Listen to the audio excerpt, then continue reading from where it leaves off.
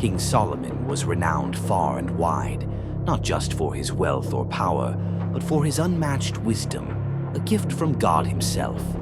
People came from far and wide to seek his counsel. He had an extraordinary ability to judge rightly. One day, two women came before him, laying claims to the same baby. The first woman was crying and saying, "My lord, this woman and I live in the same house. We both gave birth to sons around the same time. But one night, tragedy struck. She rolled over onto her child while she was sleeping, and now her baby is no more. When I woke up in the morning, I found that my son was no longer by my side.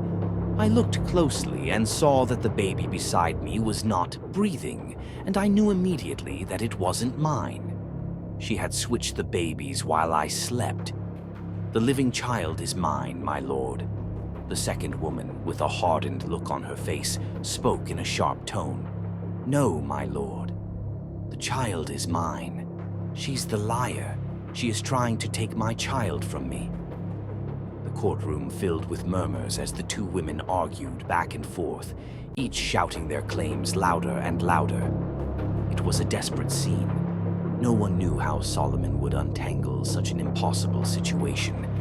How could he determine which woman was telling the truth? Solomon, however, remained calm. His eyes never wavered as he observed the two women. After a moment of silence, Solomon spoke, his voice steady and deliberate. "Bring me a sword," he said. The room fell into stunned silence. A sword? What was Solomon planning? The guards quickly obeyed, and soon a gleaming blade was brought before the king.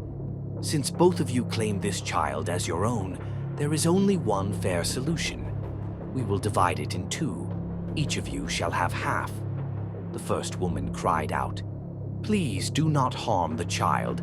Give her the baby, let him live. I would rather lose him than see him harmed." But the second woman shouted, her expression cold and detached. "Yes," she said, "divide him. If I can't have him, neither should she." In that instant, the truth became clear to everyone in the room, and Solomon said, "This woman, who had pleaded for the child's life, she is the true mother. Give her the baby." A wave of awe swept through the courtroom as Solomon's judgment was made. The first woman wept tears of relief and gratitude. Her love for her child had been so deep that she was willing to let him go if it meant saving his life, while the second woman's cold-heartedness had revealed her true intentions. She had only wanted to harm, not to protect. The crowd was astounded by Solomon's wisdom. He hadn't needed any physical evidence or witnesses. Through this test, he had seen into the hearts of both women and uncovered the truth. The lesson of the day was clear. True love sacrifices, while selfishness destroys.